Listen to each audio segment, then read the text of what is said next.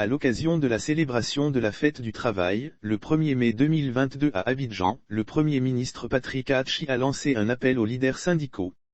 À l'occasion de la célébration de la fête du travail, le 1er mai 2022 à Abidjan, le Premier ministre Patrick Hachi a invité les leaders syndicaux à demeurer aux côtés du gouvernement dans une dynamique de dialogue social constructif permettant de maintenir et de renforcer une paix sociale toujours plus enracinée.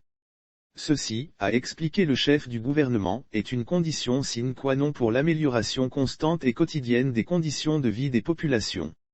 Préoccupation des centrales syndicales, puissions-nous agir ensemble avec célérité et intensité pour toujours entretenir la vitalité de notre dialogue social afin d'améliorer la qualité de vie dans ce monde complexe et mouvant fait de transformations technologiques, géopolitiques ou sécuritaires, a proposé Patrick Hachi. Lire aussi fête du travail, les grosses revendications des centrales syndicales au gouvernement et à Alassane Ouattara. Le Premier ministre a rassuré les responsables des 5 centrales syndicales des travailleurs de Côte d'Ivoire qu'il traduira fidèlement leurs préoccupations au chef de l'État. Les préoccupations soulevées par les centrales syndicales se résument, entre autres, à la révision du statut général de la fonction publique, l'élargissement des primes à tous les fonctionnaires. Les préoccupations soulevées par la centrale syndicale Humanisme, la Fédération des syndicats autonomes de Côte d'Ivoire, FESACI, l'Union nationale des travailleurs de Côte d'Ivoire, la centrale syndicale Dignité et l'Union générale des travailleurs de Côte d'Ivoire, UGSI, se résument, entre autres, à la révision du statut général de la fonction publique, l'élargissement des primes à tous les fonctionnaires.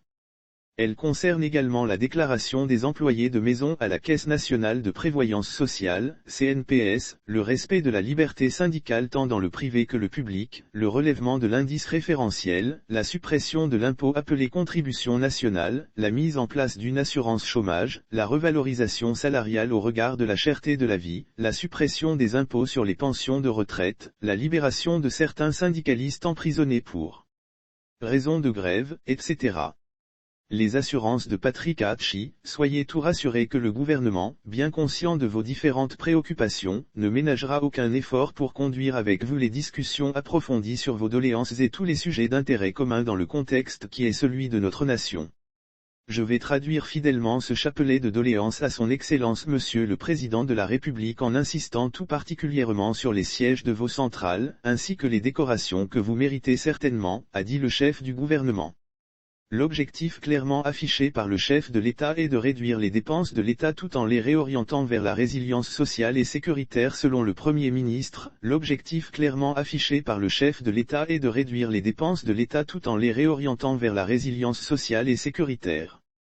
C'est ce qui constitue le défi majeur que nous devons toutes et tous relever ensemble, a estimé Patrick Hachi. Selon lui, c'est à ce prix et à ce prix seul que la vision 2030 d'une Côte d'Ivoire plus solidaire du président qui est de multiplier par 2 la richesse nationale, réduire de moitié la pauvreté, créer plus de 8 millions d'emplois, etc. sera possible. Lire aussi cherté de la vie, Ouattara prend de grandes décisions, les dispositions arrêtées concernant la cherté de la vie caractérisée par la flambée des prix des denrées alimentaires de première nécessité, de la farine de blé, du carburant, etc. Patrick Hachi a indiqué qu'elle résulte, entre autres, de la crise russo-ukrainienne et d'autres facteurs exogènes. Pour protéger le pouvoir d'achat des populations, a soutenu le Premier ministre, c'est une subvention de 182,5 milliards de FCFA que le gouvernement a consentie depuis janvier 2022.